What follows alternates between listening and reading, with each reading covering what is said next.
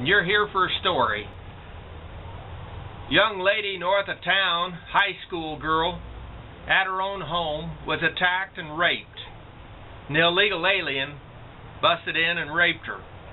He didn't have an easy time of it. She knew Taekwondo.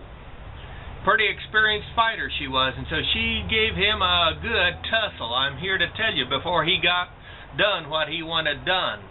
But she got beat up real bad off of the deal. Well, the next day the old cops were out hunting that Mexican illegal alien, and they couldn't find him. Now, I was over at the park. Car come pulling up in front of me. 5 kids coming out of the doors, and they was jamming their guns back in and squeegeeing them around so they could get out. And it looked to me like every one of them had a shotgun. And they come over to the candy truck and they said, "We're getting some food before we head out." And I said I didn't know it was bunny rabbit hunting season. And because I figured I better say something. And they openly said, "No, we're hunting Mexicans." And I said, "Well, as far as I know, it was just one that did the raping." And they said, "We don't care. We're going to go Mexican hunting."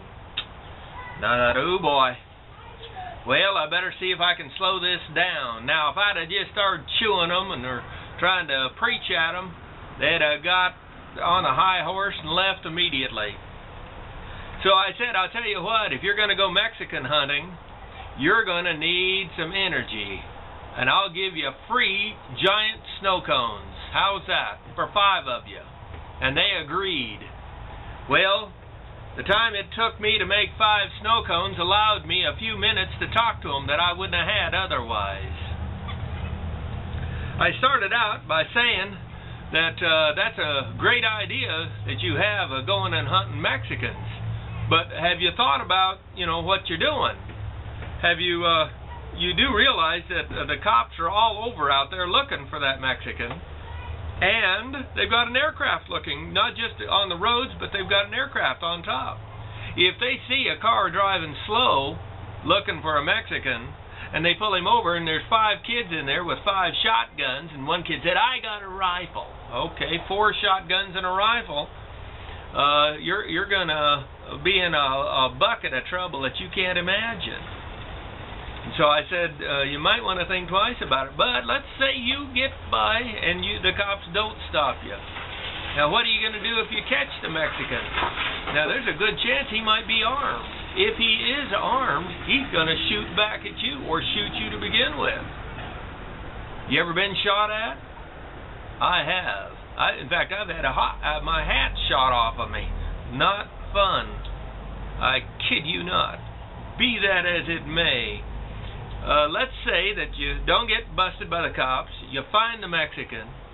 Are you going to kill him? Yeah, we're going to kill him, they said. Oh, boy. I said, okay, if that's the way you want to do it. And I said, okay, what are you going to do with the body?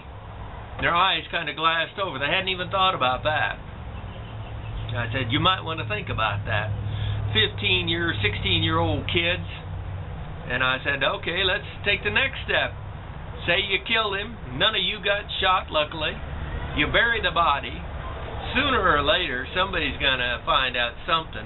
And they're going to haul you 5 down in jail, separate you, and the one that squeals on the other 4 is going to get a free ride out of jail, and the other 4 are going to go to prison, where they will get raped every day for the next 20 years. Now, which one of you is going to do the squealing? And which one of you can you trust everybody with the next 20 years of your life? You might want to think long and hard about this. I could tell as I handed out my 5th snow cone that I'd wiggled the branches a little bit with these kids. And they walked off a lot slower than they came over, and none of them was screaming and hollering and whooping up the pride of what they had in mind. No, they didn't go out Mexican hunting that day. And it was probably a good thing. And as far as that goes, they didn't really need to worry about it. The best thing that could have happened to that Mexican is if the cops would have caught him. Because as soon as it happened, the Ku Klux Klan locally put a bounty on him. And, of course, that didn't count what the local witches said they'd do if they caught him. That cult said that if they caught him, they'd skin him alive. Skin him alive, and I don't mean figuratively. Needless to say, when you got those two groups out hunting you, you better pray that the cops get you first. All I know is the guy was never found. That's all I know. But that's the story. Rate this film and you have a good day.